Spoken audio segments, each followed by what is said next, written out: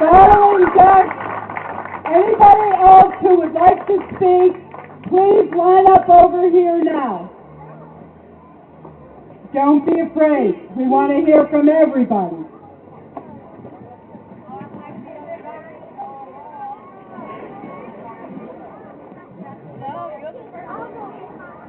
Thank you, Sharon. So how many of you people are actually afraid that we're never going to win this fight? Raise your hand.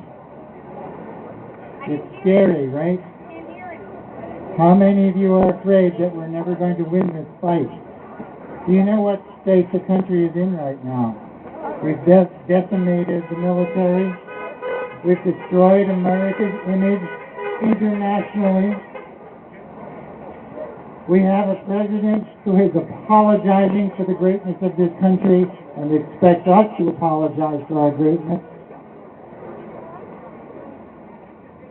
We are in close to economic disaster.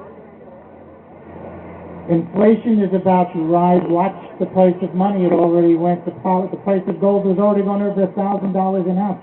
That is telling you that Wall Street is seeing radical inflation coming down the pipe. What was the last time in your memory that America was in this exact state? Jimmy Carter.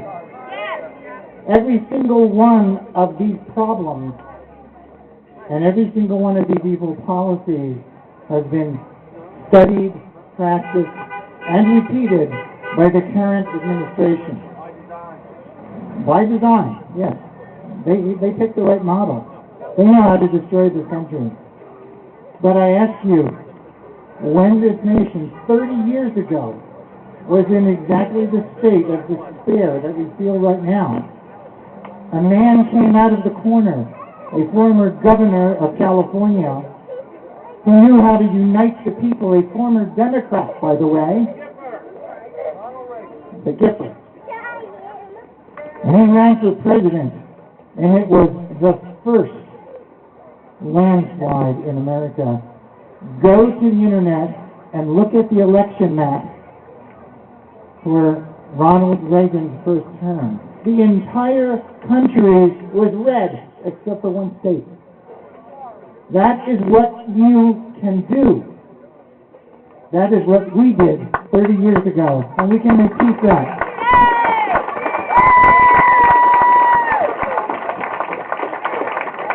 You have the power at the polls. That is the power that has not yet been driven away. Even the Afghan people go to the polls with machine guns aimed at their heads.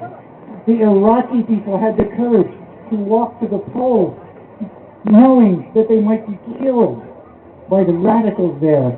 They put their finger on that vote and they held up a black finger in pride. We have that much pride, don't we? We are not going to let this country be taken away from us.